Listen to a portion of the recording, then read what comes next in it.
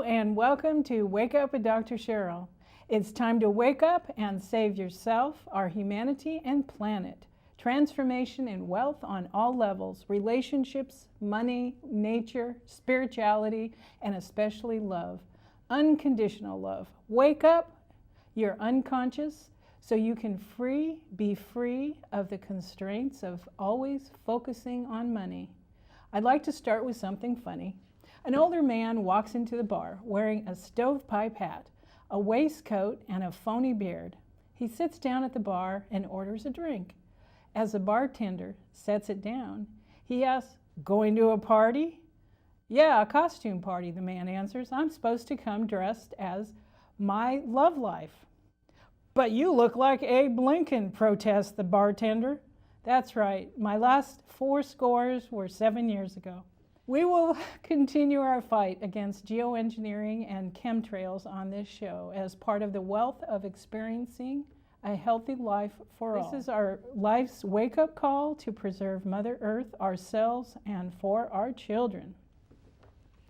Our special guest this evening is Emmanuel Itier. This is the first segment of our 2-part series with Emmanuel. This is Emmanuel Itier, an experienced feature film producer. Emmanuel directed the thriller Tell Me No Lies in 2000 and the horror film Scarecrow in 2002. He completed in 2012 the peace documentary The Invocation, narrated by Sharon Stone with Desmond Tutu, the Dalai Lama, and Deepak Chopra, and many other worldwide peace activists. Emmanuel also produced so many more films that I can't name them all. Emmanuel has also been a successful music and film journalist for both rock magazines, French TV networks, and the internet for the last 20 years. Emmanuel has been a buyer for various French film distribution companies for the last 20 years. He was on the board of directors of the Santa Barbara Film Festival for a decade, and he writes poetry. He is also very involved with charities and the political world. He grew up in France and moved into the U.S. 25 years ago. He resides in Santa Barbara, California, with his wife and 2 sons. Finally, Emmanuel released in late 2013 another inspiring documentary celebrating women around the planet, Femme, Women Healing the World. This documentary earned several awards around the world. Mr. Itier is now directing 5 documentaries in order to keep making peace, 1 movie at a time. This new series is called the Universalis Collection, Documentaries for a Conscious Humanity. I applaud Emmanuel for his purpose and passion for getting these messages out to the world. Welcome, welcome, welcome. Emmanuel, it is an honor to have you here with us on my show, Wake Up with Dr. Cheryl. And it was such an honor to meet you over at the San Rafael Theater. Yes. And thank you for sharing your beautiful son, Max, with us on this. This is Emmanuel Itier, the director of Femme. Can you hear me well? Is the sound level good? Keep talking, please. So how have you been tonight? I've been very well, and it's a beautiful night in Santa Barbara. It's beautiful here, too. Been driving crazy all day long, but... The kids? Yes. It's always always hard to juggle private life, family life with... Oh, it's a juggle, isn't it? It is. It's a very big juggle. And you have a baby, and how old is the oldest son? It's 9 and 2. 9 and 2, wow. Yeah, that's keeps you busy. Slightly. Yeah, and they're adorable. Yeah, they are adorable, absolutely. There's nothing like children. Yeah. How many do you have? I have 1. She'll be 24. Wow. So the next thing I know, in the next 10 years, I'll be a grandmother. That's great. I guess. I'm What's certainly... the sound level for the guys? Is it working? Yeah, I think so. I'm waiting for Eric Is the sound okay? They must be working on. Go back and forth one more time, okay? Oh, we need to talk back and forth. I keep talking. Yeah, so today I had several meetings because we are starting to try to put together the next movies. So meeting with investors, meeting with people to get a better level of distribution, because it's always tricky when you do little independent humanitarian-driven movies. The big boys, as we call them in Hollywood, Yes. don't What- really pay attention to that. So What? it's- Yeah, you can't, because you'd have to focus that it's already done, that it's completed. yeah. You know, and so what kind of funding are you looking at? Well, it's basically each documentary I do always end up being around 300,000-400,000. Oh, okay. It's around 350,000. Except this time I'm trying to do, because I noticed that each one takes probably 2 to 3 years, and during that time, every time I meet people, we never stick to the subject. So we could definitely make 5 movies in the same lapse of time, at least in terms of the shooting. So that's what I'm doing, and every time I meet people, we are talking about right now politics, economic, but also medicine. Oh, your sound went off. The sound went off. Exactly. Oh, look at the little Baba. Hello. An interactive family, so it's an interactive show. Oh, cute. And what is his name? His name is Max. Max. Hello, Max. Can you hear me? Hello, Max. Oh, I'm getting dizzy. How old is Max? He's 2.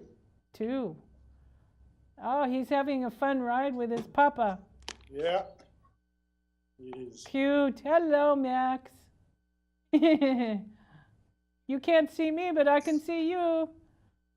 Oh, you're going to a different part of the house. Yes. Oh, you have a telephone box behind you. Yeah, my collector stuff. So you can hear me fine? Yeah, I can hear you fine. Oh, good. Oh, the camera. Okay, the camera should be back. Yeah. Hello, Max. Hello, Max. Hello. He's saying, who's saying that? Who's talking? I don't see anybody. Yeah, he's behaving pretty well. Oh, good. He's a good little boy. Is the sound working on your side? Yeah, it's fine. So And Cheryl, I've already given your wonderful introduction, your bio. So I just want to start talking about how did you get into, you have such passion about working with documentaries and love and peace, and then we'll talk about Femme in a little while. But I just wanted to kind of find out where you got this passion and how you started with that. Well, I think it started when my first son was born, Felix, the other son. I realized I had done, a body of work that was mainly silly commercials, commercial movies that had no impact and that were pretty boring and dumb. And I thought, well, as a human being, you probably can do better. And I thought that I had all these political ideas, but in the sense of politics for the people. Therefore, ideas were basically, I could be basically an agent of change by showing that it's a planet that is more full of people trying to make peace than people trying to make war. And I thought that documentaries were really the only type of entertainment that allows you as a filmmaker to have a political voice, or an effective one, because you can really go around the world and collect different point of view and structure them in a very comprehensive way, and people therefore can really have a glimpse of the possibilities that could be happening if they were making the right choices. Right. So I did first a movie called The Invocation, which was an exploration of the notion of God around the world, with people like Deepak Chopra, the Dalai Lama, Desmond Tutu, but also I went and I interviewed a lot of women. And the women gave me so many great answers that I thought, wow, as a man, I'm totally clueless about women, and I'm totally clueless about what women can propose. And that's when I told Sharon Stone, who had partnered with me for the first movie, I told her, I said, listen, we should do a movie on women and see what women can propose to really change the world. And that's how really Femme was born, out of that realization that men are really still sadly trained to be the conqueror, the takers, the dominators, the killers, but women are really more educated to nurture and protect and serve. And I thought that's where the big difference lay. And so therefore, that's what we did. We went around the world and we met a lot of women, and they propose us different viable solutions, whether it's in politics, in economics, in religion, in sociology, and on and on. And that's, in a nutshell, what happened, how it happened, and what is Femme truly today. You say we went around the world to speak with these women. Who is we? Well, we is mainly a cameraman and myself. Oh, okay. It's a very light crew. We usually travel 2 people, and then depending of the location, sometimes we had local activists helping us locate women who are making a difference. But yeah, it was mainly myself and a cameraman. Oh, okay. So, well, with Sharon Stone and some of the other people that you have met during this for the movie, she obviously allows to use her name, and so therefore that definitely allows me to get access to financing. So that's the relationship we have with her, and it has been working beautifully for the last now 8 years. Oh, that's wonderful. We've completed 2 documentaries. One she executive produced and narrated, which was The Invocation, and this one in Femme, where she's also on the screen. So that's how she participates, and it legitimizes also the movie even better because she's herself involved with a lot of caritative association like AMFA and other AIDS driven companies that are really trying to cure AIDS.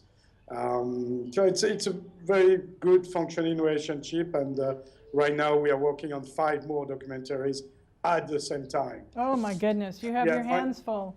Yeah, because I realize that every time we sit down with important people or people that are not known but were doing an important action, we end up talking about all type of subject matter on top of the main focus. Oh, yeah. So I told her, why don't we this time keep traveling around the world, meeting all these people, but we tell them, listen, we're doing a movie on animals and another one on sports, but through the 4 elements of earth, wind, fire, and water. Yes. And another one on medicine called The Cure, healing the mind, healing the body.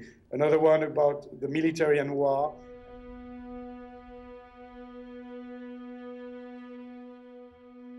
Is this taking and conquering actually relevant? And if it is not relevant, are we being relevant to conquer, take, kill? Or is this behavior arcane and negating our current successful, intelligent behavior? And then one last one on economics and politics. And because these are subjects that everybody wants to talk about and everybody has a point of view on this subject. So what we're doing now is every time we meet somebody, we tell them, listen, that release that you are saying is going to allow us to use a fragment of this interview, either in one particular movie or maybe in these 5 movies. But at least 2-3 years from now, we will have a collection, and I call this the Universalist Collection Documentaries for a Conscious Humanity, where we will have really 5 movies we can release back to back. And so I don't have to wait another 3-4 years to release, one more movie. I can just roll them back and create hopefully a pipeline really, really, really mind-challenging and mind-bubbling movies that hopefully keep inspiring people. And Yes, we have to see keep that- on it. We have to keep you on need it. to keep trying to inspire people. It's Yes. You know, life is a challenge for everybody, especially in tough economical time. And I think our movies offer that. They offer new possibilities, new hopes, Yes. new views on life. Well, Can we that's- hold 1 second? My son is asking me something. Oh, okay. Yes, It- please. What did these two say? Optical and radio. So, okay. I have a burning question for you. Sure. Since you have been working with primarily women in this whole process, is there any really wonderful advice from you, being a man, that would help women escalate their transformation and their evolution? Well, you can look at us and see what works and doesn't work. And it's quite obvious. What works is really a compulsive, I'm going to stop that again. Women could look at men and see what works and doesn't work. And I think what works with us is that we are compulsive at wanting to work and do things. And I think that's important, because if you don't do anything with your thinking and your being, you stagnate and you go mental and you go in a circle. Yes. And a lot of women, I think, overanalyze, over-dramatize, and get stuck in their thought process. Oh, that's wonderful. I'm glad you said that. I think Said that's... that, I think- look at us also and where we fail. And it's exactly at the same point, is that sometimes we just do it and we don't think enough.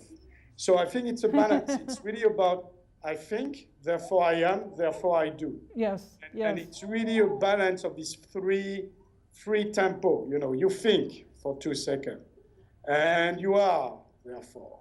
And then, oops, there is an urge of wanting to do something. So don't wait, just do it. Yes. Just go for it. You thought about it, you analyze the pros, the cons, and now just become, as Sharon Stone says at the end of her first documentary, The Invocation, she wrote a beautiful sentence, and she said, let's become peace in action. And I think that's what has missed in our civilization and in this century so far, is we had put a lot of thinking, a lot of being, but not enough action. And Yes. action resulting from this more spiritual, more inclusive, more universal approach. And don't you think that the most important thing in that, what you just said, is that we as change agents need to walk the talk the walk, and be examples? Absolutely. And everybody can do that.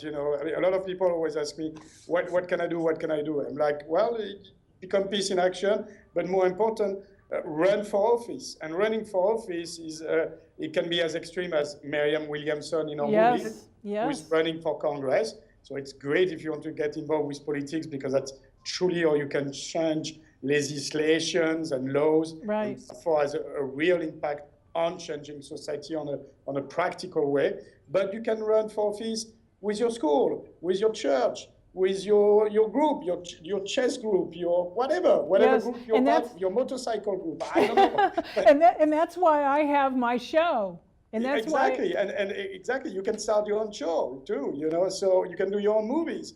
So, but basically, just as I always say, don't wait to be saved. I mean, No, we believe for a long time you'll because die. of this, we believe because of this ultra patriarchal, naive religion that we had to wait for the Messiah and the Savior. No. Guess what? We are the Savior of each other.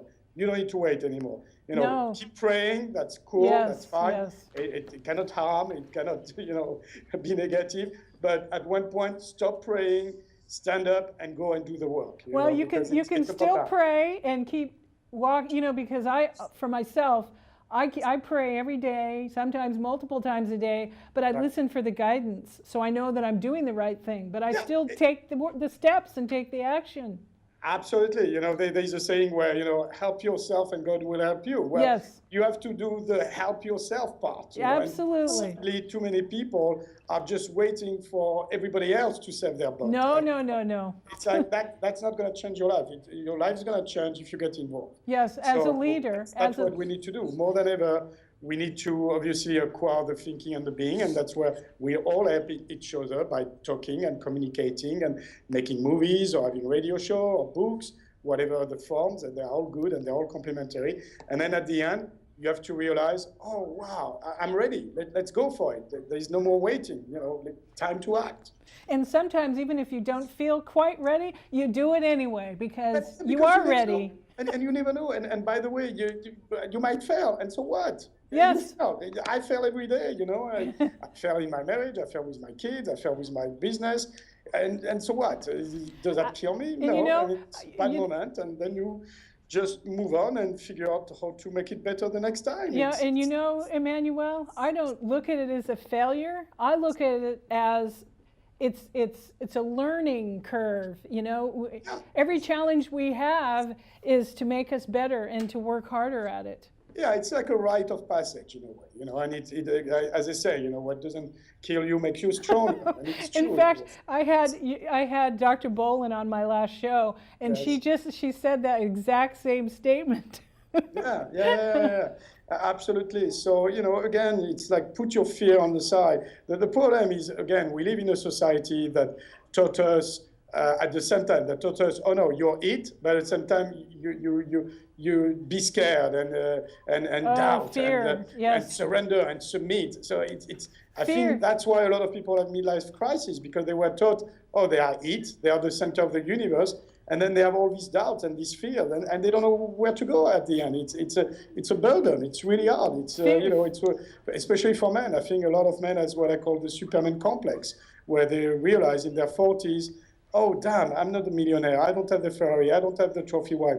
Therefore, I'm a failure. No, you're not. And plus, who's got that? Usually really bad people, you know, people who stole from others, people who took over companies and bought them. Yeah, and a lot of them don't have the consciousness or the You know, spirituality. if you look around, there are very few happy rich people. So don't envy the 1%. What needs to happen is that the 99% that we are needs to enrich themselves and emotionally, intellectually, spiritually, and hopefully, you know, learn to exchange and be much more of a community. You know, I think the next step, especially in terms of economics, is really what I call communitarism, where it's not communism, it's not socialism, but it's about the notion of community where, okay, if you don't have money, what can you do? And if I don't have money, what can I offer?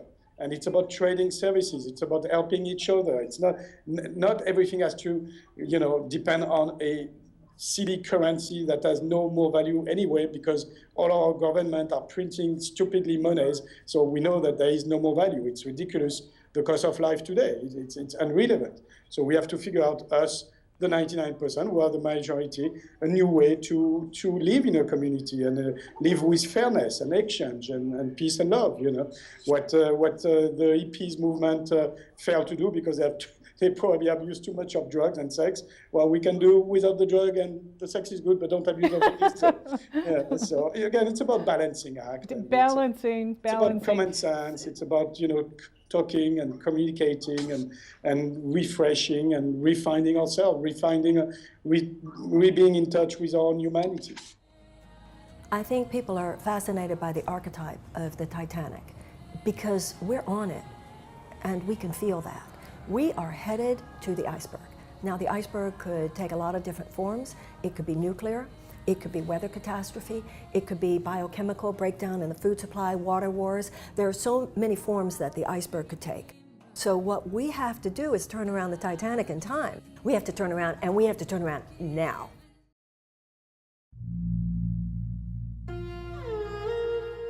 There's never been a better time to be a woman. It's a new birth, and in this birth, women take the lead. Women are becoming the primal power person. La próxima revolución probablemente venga de las mujeres, de la pasión por vivir. Any woman who knows how to run a household knows how to run a world. Men cannot heal the patriarchy, but women and men together could. What a real man does. He stokes the flame of the feminine. He stokes the radiance of the feminine. He lets her be everything she can be, and she is the power source of the universe. We have to give new tools, a new vocabulary, allowing space for emotions and communication, and also supporting young women in finding their voice and speaking their truth. If men raise children as much as women do, that awakens in men the nurturing that is in all human beings, and it allows boys and girls to see that men can be as loving and nurturing. It's been so imbalanced in the role of leadership that the masculine is all the way up here. Even with a lot of women politicians, suddenly the feminine is beginning to rise. What leadership is calling for now is a whole integrated individual that comes from the heart and the soul and knows that it is better for our society than what we've been doing so far.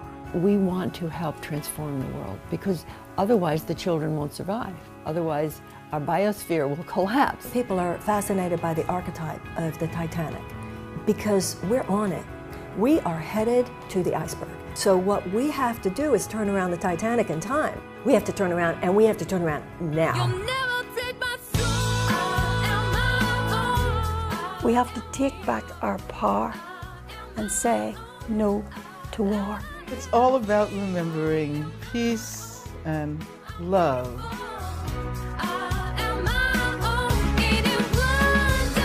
Women are the growing edge of our species right now. They are going to fix the world. Not anymore.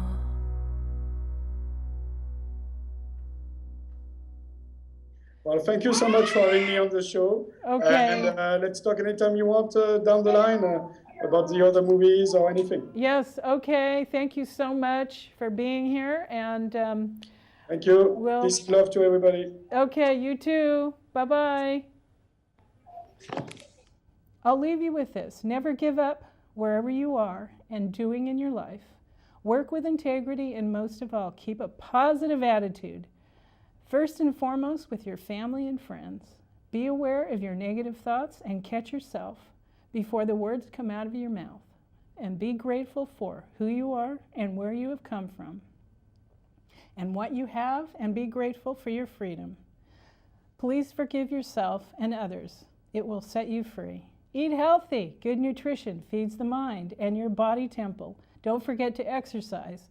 Feed your spirituality with meditation and prayer. With unconditional love, love yourself unconditionally. Stop criticizing, judging, and allowing others to dominate the way you feel about yourself. Be compassionate and share your abundance and wealth with others. When fear knocks, let faith answer the door. Wealth is the ability to fully experience life.